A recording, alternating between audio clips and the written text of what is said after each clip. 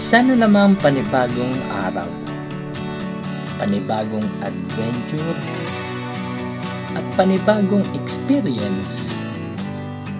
Magka-camping sa gitna ng kabundukan, tayo ay pupunta sa Dolores, Quezon, kung saan may malamig na klima, abot tanaw ng bundok Banahaw, sariwa at napaka-preskong hangin. Merong malawak na camping site. Tara at biyahe tayo papuntang Bangkong Kahoy Valley.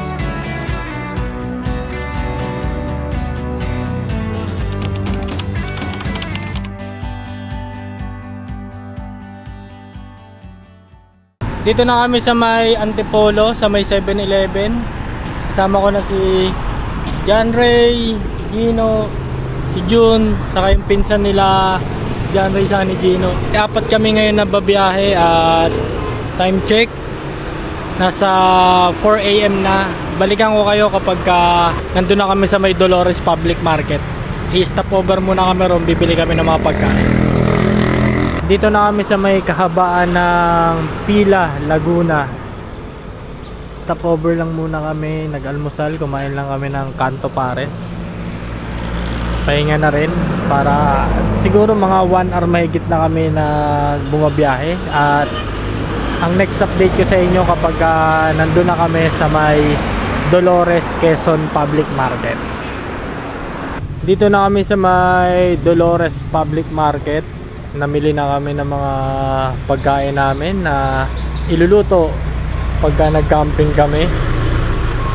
From dito sa Dolores Public Market, 20 minutes papuntang Bangkong Kahoy Valley. Tapos ang palatandaan nyo yung simbahan. Anong pangalan ng simbahan? Basta may makikita kayong simbahan dito. Yun ang selfie. Bali 5 motor kami. Yan, eto mga kasama ko ulit, si Gino, si John Ray, pinsan ni Gino sa ni John Ray, si John Ray, si Lou, syempre ako. Tara at biyahe na tayo papuntang Bangkong Kahoy Valley.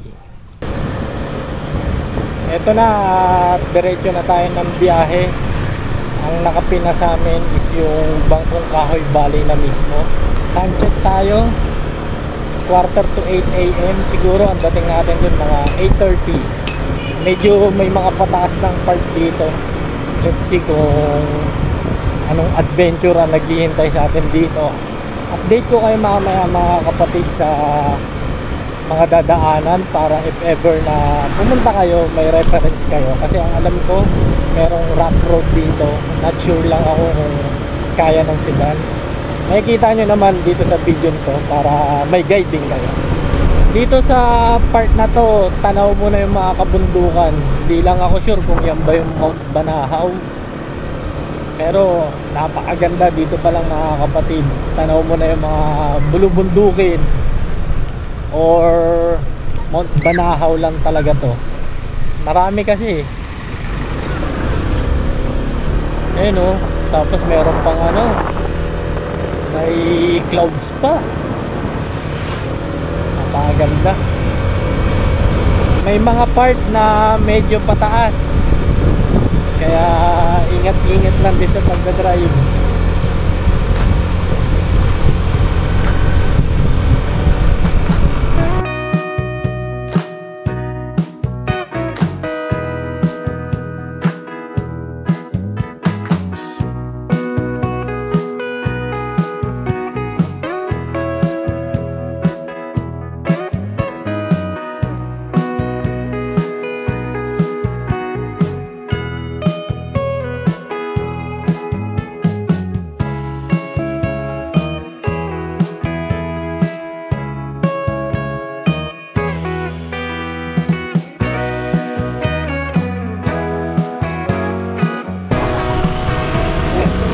Dito ang palatandaan nyo, etong may nakalagay na 10 utos. Tapos ayan o, Bangkong Kahoy Valley. kakaliwa kayo. Kasi yung pag dumiretso kayo ron sa dulo, sarado na.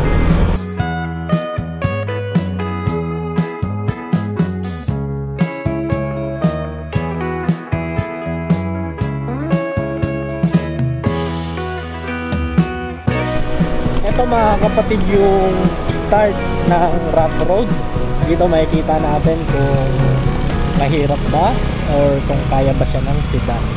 Pero dito pa lang sa Bukana, kung ako nakasedan hindi ko na rin isusugal kasi may mga bato na nakausli at baka tumama yung ilalim kapag sedan kasi mababa lang yung sedan yung clearance niya.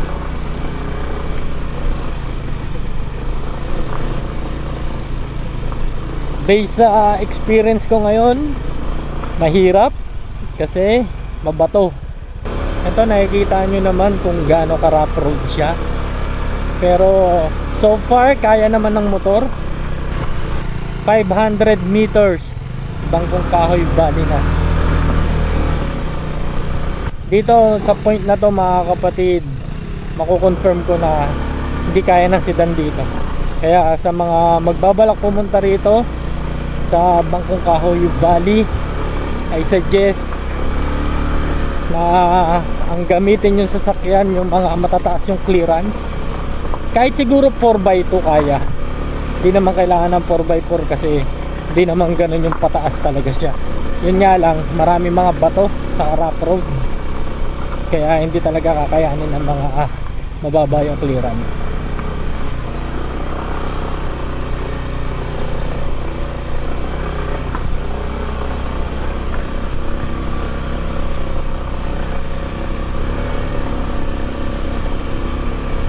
Alright. Ito at nakalagay na rito na Bangkong Kahoy Valley. Ito na siguro yung pinaka main entrance niya. Tapos may sementado. Tignan natin kung hanggang doon ba yan. Dito pala mga kapatid nakalagay na yung mga entrance fee. Pero mamaya tanungin na lang natin doon para mas updated.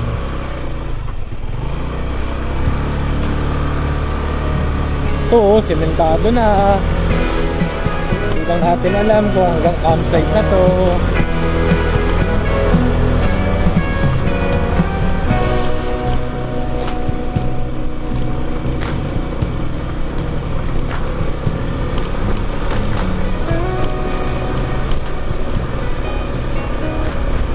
Dito na tayo sa registration ng Bangkong Kahoy Valley.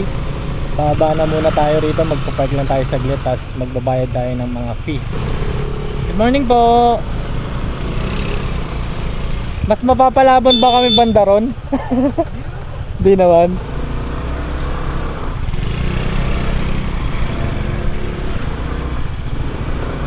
Popya.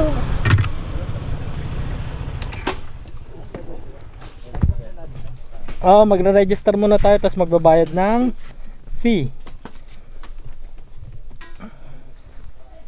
Punta muna tayo dito sa may registration area nila para magbayad ng mga fees na kailangan. Ito at may rough road ulit. Ang sabi ni ate sa registration, 500 meters daw bago makarating ng campsite. Ito at mapapalaban ulit tayo sa rough road. Medyo mahirap siya kasi maraming mga bato-bato. Pero kung talagang as in lupa lang siya, kaya naman. Tapos eto, ang ginagawa namin strategy, dahan-dahan lang tapos distansya. Kayang-kaya. Yan, nakikita nyo naman yung daan para magkaroon din kayo ng idea kapag pupunta kayo rito.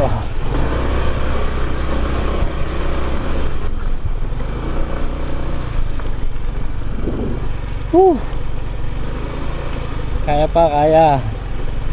Adventure. Eto medyo okay na rito, pero ayan, meron ulit pataas.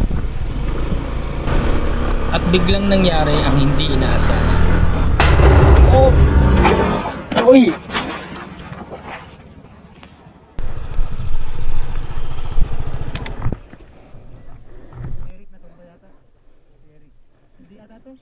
Sige, balik kayo. Ayaw man natin pero minsan kasama talaga yung mga gantong pangyayari. Lalo na't mahirap ang dadaanan kaya doble ingat ang kailangan.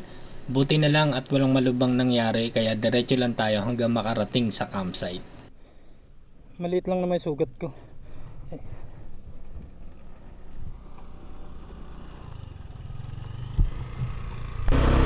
Ito na yung campsite ng Bangkong Kahoy Valley. Wow! Napakaganda mga kapatid oh. Saan tayo? Oo, pwede na yan. Napakalawak ng campsite area nila mga kapatid oh.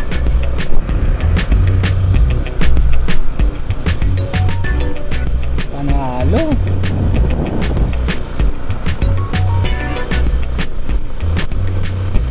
Dito tayo sa may dulo banda para may mga puno-puno.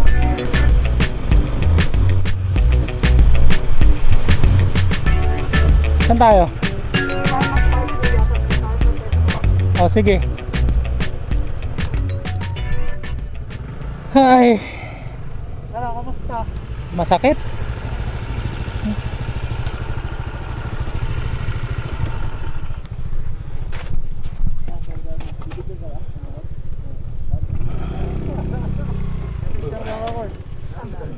Ganda ng campsite dito.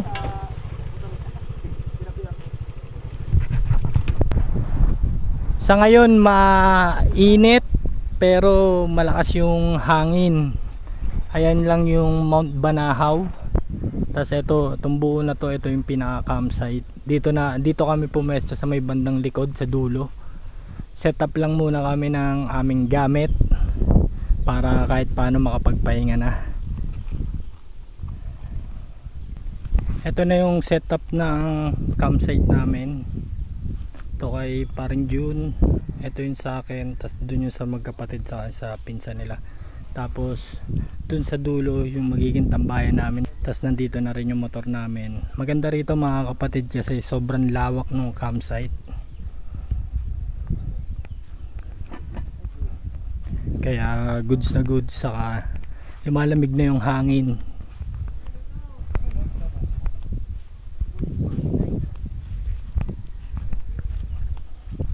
Kape muna tayo. Kamusta ang kape rito? Masarap? Bago vlog, baka naman. Kape. Sarap talaga magkape tapos may view ka ng bundok, no? Tapos may sea of clouds pa. Tatakpan lang ng tarp namin eh. Kape muna tayo. Luto lang muna tayo ng lunch natin, tapos na tayo magsaing. Tapos ngayon ay nagpiprito tayo ng Gigi galunggong. Pagkatapos natin magprito ng galunggong, magluluto naman tayo ng pakbet. Ito yung magiging lunch namin for today's video. Okay ba? Ay, Captain. Sarap yan. Ito po. Ayun o. Ano pula? Talsik yan. Ganito po kami magprito ng galunggong. Okay na? Nabaligtad na? Okay. Side B. Habang nagpiprito tayo, iwan naman na tayo ng ingredients para sa gulay natin. Kamatis, sibuyas, tapos bawang. Tapos ito yung binili nating gulay. Mix na siya. Magpapakbet lang tayo, tapos haluan natin ng hipon. Ito naman yung kagulayan natin. Bali naggisa lang muna kami ng sibuyas, bawang, kamatis, tapos nilagay namin yung hipon. Tapos kalabasa muna yung nilagay namin kasi papalambutin pa natin to. Ito yung chef natin ngayon, si paring Gino. Kain. Luto pa lang pala. Ito na yung gulay natin, pakbet. Pakbet ala cham. Oy, nagmoist. Lapit na to, konting kulo na lang. Tapos kain na tayo. Gutom no. Hey. Ito na yung lunch natin, pritong galunggong. Tapos gulay, pakbet. Tsaka troso. Tsaka troso. Pamanaw. Tapos Gusto mo dito? kanin. Kain na tayo mga kapatid. Kain na.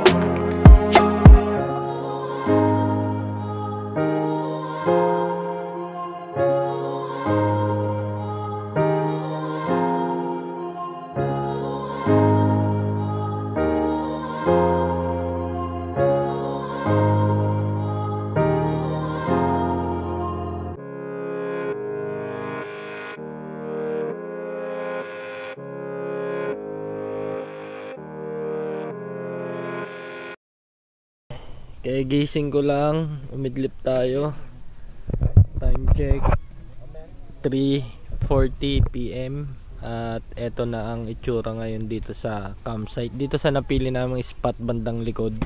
Wala nang sikat ng araw. Doon na banda sa may unahan. Napakaganda rito mga kapatid oh. Sobrang nakaka-relax ng lugar. Tas yung hangin, lamig na no. Gantong oras, no? Panalo talaga rito mga kapatid. O, kita mo ang daming mga camper. Pero solid pa rin ng lugar. Sakto at eto, magbo-bonfire kami mamaya. Nakakuha tayo ng panggatong. Pero marami rin dito talaga may makukuwang sanga. Nagkalat lang siya. Kung gusto nyo mag-bonfire, pwede naman as long as hindi nyo ilalapat sa damuhan daw. May mga nakita naman kami rito na designated place para mag bonfire, pero may dala naman ako na ihawan na pwedeng gawing bonfire, kaya saktong sakto lang. Time check, magpa 5 PM na. Si paring Jun paparingas na ng apoy para sa aming dinner.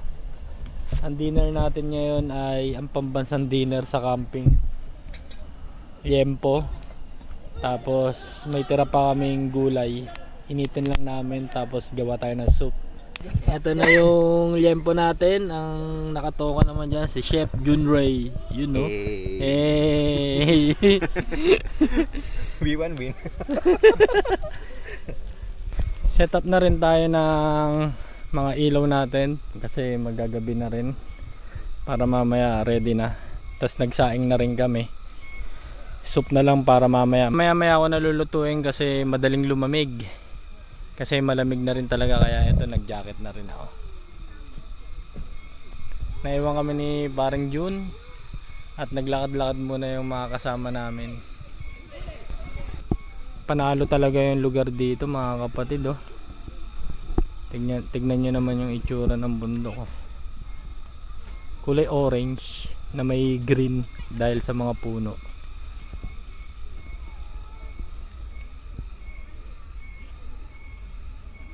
Tapos na tayo mag-ihaw, tapos magsaing ng bigas. Ngayon gawa naman tayo ng soup. Ito lang yung cornstarch, itlog, saka pork cubes. Para may kapartner tong ating liempo. So, hiwa muna tayo ng bawang sibuyas, tapos lagyan natin ng konting sili.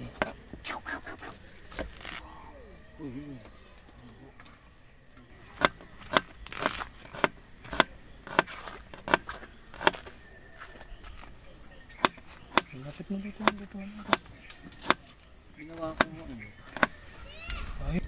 Ginisa lang natin yung bawang sibuyas, tapos nilagyan natin ng sili, tapos sabaw. Pakukuluin lang natin, tapos mamaya add na natin yung itlog saka yung cornstarch para lumapot. Ito na yung dinner natin, pork chop, tapos ininit na gulay, tapos nag-soup din tayo kasi malamig. Yan, sakto. Kain ulit. Let's go.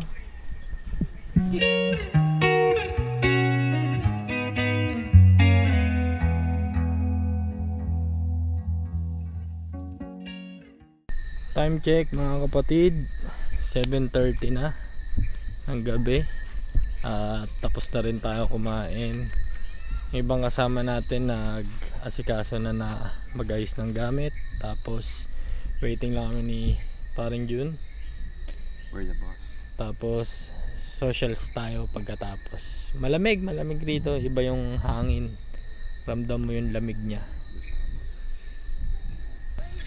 Dito na muna kami pumesto sa labas para malapit kami sa bonfire kasi medyo malamig.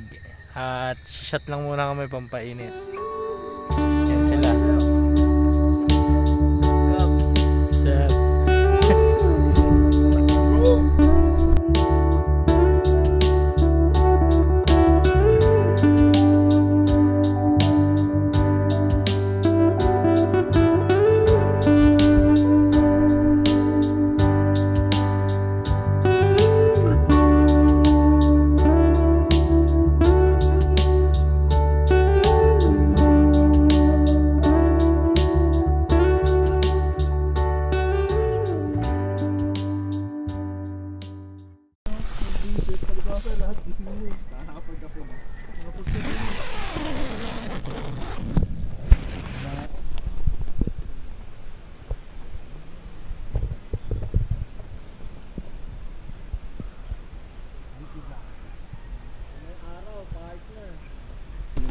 Sobrang lamig rito ngayon, tapos may mga hamog.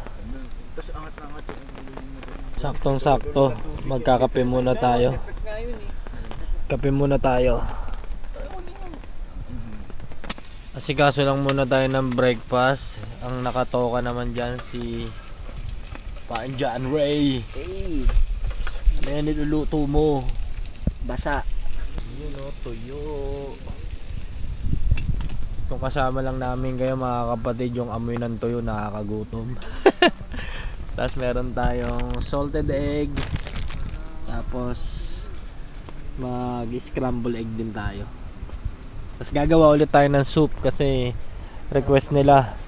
Dahil sobrang lamig ngayon, compare kagabi, mas malamig ngayong umaga. Buti nga ngayon ay nagpakita na ang haring araw. Iba yung weather dito eh. Malamig yung hangin tapos biglang uulan. Kaya nagdodoble yung lamig. Pero ito yung mga masarap na weather pag nagka-camping. Malamig, foggy, tapos meron ding sea of clouds. Ito na yung breakfast natin. Meron tayong torta, tuyo, tapos salted egg na may kamatis, corned beef. Buksan mo yun. Tapos soup natin. Tapos hindi na kami nag fried rice, bago luto naman yung sinaing. Kaya tara mga kapatid, let's eat muna pare. Sana magutom namin din.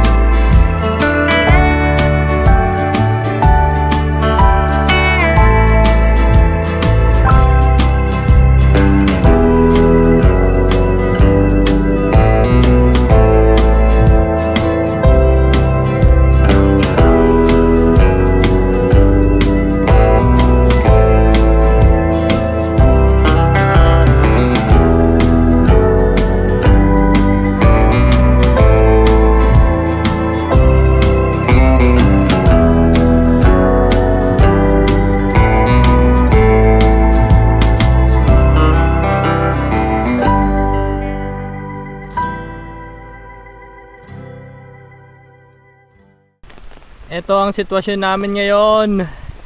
Umuulan pa rin. Hindi pa rin kami makapag-pack up. Ang oras natin ngayon ay 12 PM at lumalakas pa rin ang ulan. Ayan sila. Para na kami mga basang sisiw dito. Pero mamaya mga 2 PM pagka ganito pa rin, talagang liligpit na namin yung mga gamit namin. Bahala na kung basa, papatuyuin na lang namin pag uwi sa bahay. Time check tayo mga kapatid. 1 PM na pero still umuulan pa rin, malakas pa rin ang hangin, pero medyo may sikat na ang araw.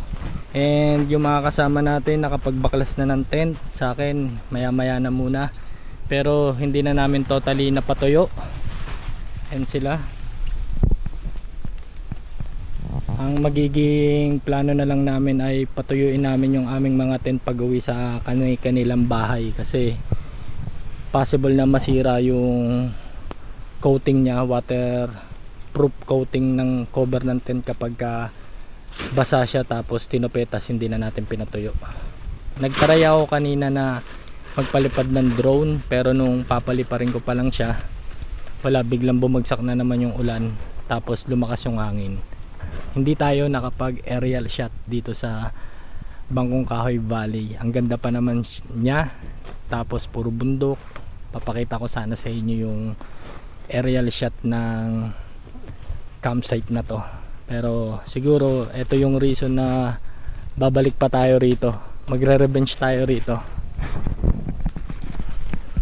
Masarap balik-balikan tong campsite na to kasi napakaganda talaga, solid. Ito mga kapatid, at nakapagligpit na kami. Okay na rin yung mga gamit namin, naka-setup na sa motor. At aalis na lang kami at kausapin natin itong mga kasama natin kung ano yung mga naging experience nila at masasabi nila dito sa Bangkong Kahoy Valley. Ganda. Ano lang, medyo nagkaroon lang ng aberya kasi umuulan, so hindi naman nga namin pwedeng basta itanggalin yung mga tent namin. Pero ngayon overall, balik ulit siya sa ganda niya. Yan, ang ganda niya ulit. Yun. Nice. Gino, ikaw? Hi guys, comment ko lang dito, maganda siya. Expect nyo malamig kasi very open area siya. Maganda magdala kayo ng mga kumot at medyas. Yun. Pero overall good siya. Ayun, kaya paalis na rin kami. Thank God. Parang June. Ayos. Sabi mo. Ayos yung lugar. Highly advisable sa family camping. Pwede nyo kasama yung mga anak nyo, kahit kung may mga pets kayo, pwede nyo isama dito. Sarap magtakbo, malawak yung lugar. Ayos. Maganda rito, pero siyempre, bago mapunta rito, off-road, basta lang kayong motor nyo. Yun, okay naman din. Overall mga kapatid, goods na goods tong lugar na to. Para kang nasa soccer field. Ang laki ng flat area niya. Tapos ito yung view ng Mount Banahaw. Yun nga lang, bago ka pumunta rito, rough road at talagang susubukan ng pasensya mo. Pero goods naman, nag-enjoy kami lalo na sa malamig na panahon. At yun nga lang, medyo umulan kanina ng sunod-sunod kaya nahirapan kami at basa ang aming mga tent. Pero yun, in general, nag-enjoy kami rito at babalikan namin at recommendable itong lugar na to. Muli mga kapatid, from Lakwachero, #Project Laboy. Happy travel and peace! Yo!